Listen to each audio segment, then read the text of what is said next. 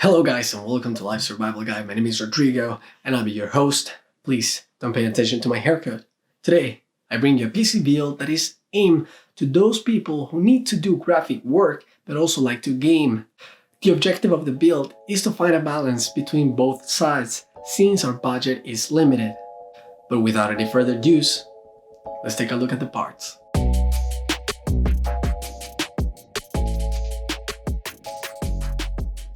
We start off with a B450M DS3H motherboard from Gigabyte, paired with a Ryzen 5 3600. This bundle from Micro Center saved me money, but if you can spare a few bucks, a better option will be a Tomahawk Max motherboard. Next, to cool down the CPU, I got the Hyper 212 Black Edition from Cooler Master. For our RAM, 16GB of DDR4 memory with 3200Hz of speed should be enough to start our build. Later on, I advise you to upgrade it to 32GB. For storage, I went for an SSD and HDD combo, 500GB of SSD M.2 to store Windows and applications, and 2TB of 7200 RPM HDD to manage all the footage that I have. For the graphics, an RTX 2060 was the best compromise for gaming, since Adobe uses CPU power and only relies on GPUs for advanced rendering. This next part is not included on the $1,000 budget, but is something that I needed because I rent and where I live I can't run an Ethernet cable to my room. So I got this Bluetooth and Wi-Fi dual band adapter and it's really good. Here are some tests.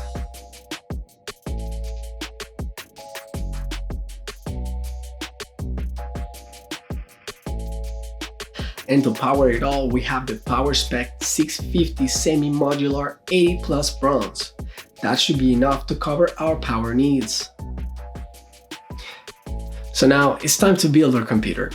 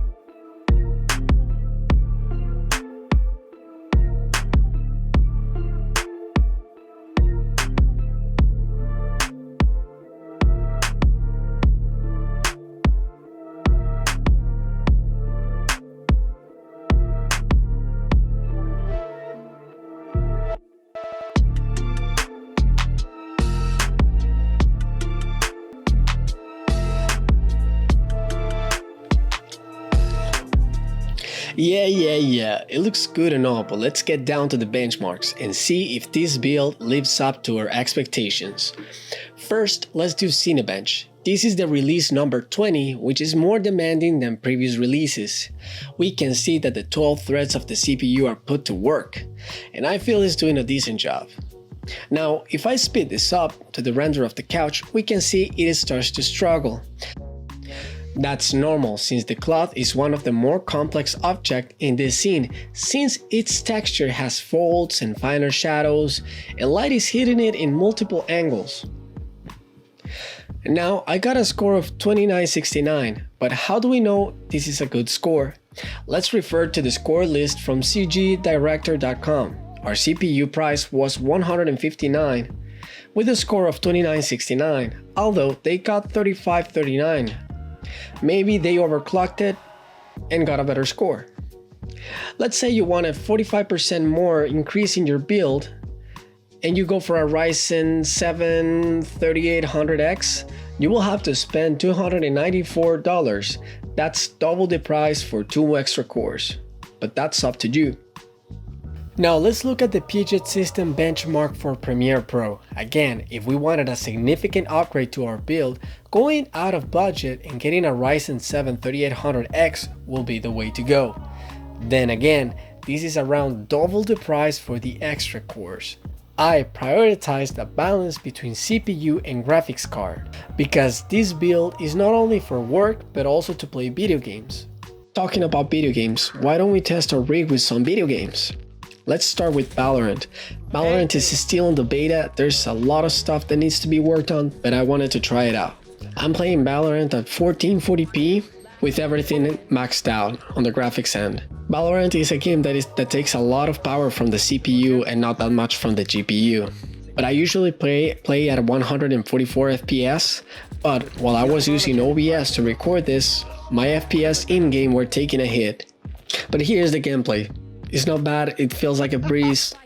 As you can see on the top left part, if you check out the RTX 2060 usage, it's only around 50%, 40%, while if you go to the usage of the Ryzen 5 3600, you can see that it's usually like at 99%, 100%.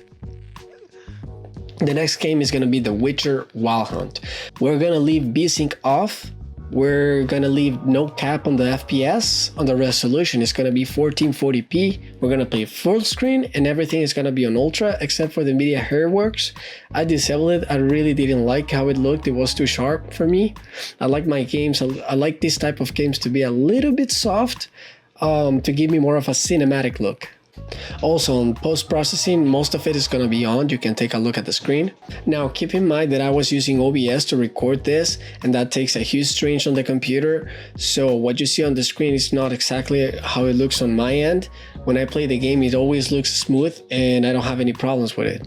And even if I were playing at 60 FPS, I would be really okay with it because this is an adventure game. It's not something like an esport that you need more FPS. You don't need high FPS to enjoy it. Now, the last game is going to be Star Wars Battlefront 2. This game is more demanding. I'm still playing at 1440p and settings on high. This game was a pain in the ass to record because there was something messing up the colors. I think it was like the HDR between the graphics card and the monitor didn't look like how I was recording it. And I can't stress this enough. The game looks amazing. This is like the first time I played on like high settings. Before on my laptop, I could only play it on low settings to have good FPS. But like right now, it blew my mind. It looks amazing. Overall, I feel this is a great build if you are limited on money and you need something immediate. I previously had an Alienware 17R3 which went above and beyond. It served me well for 5 years and I truly enjoyed it, but my workload was getting more demanding and I needed an upgrade. If you're not too interested about the gaming performance of the computer and you just want more video editing performance, 3D performance, rendering, Photoshop and whatever, maybe going for that Ryzen 3800X and using a lower tier graphics card, maybe like a 1060 GTX, might be your best shot. Later on, you will be able to upgrade it anyways.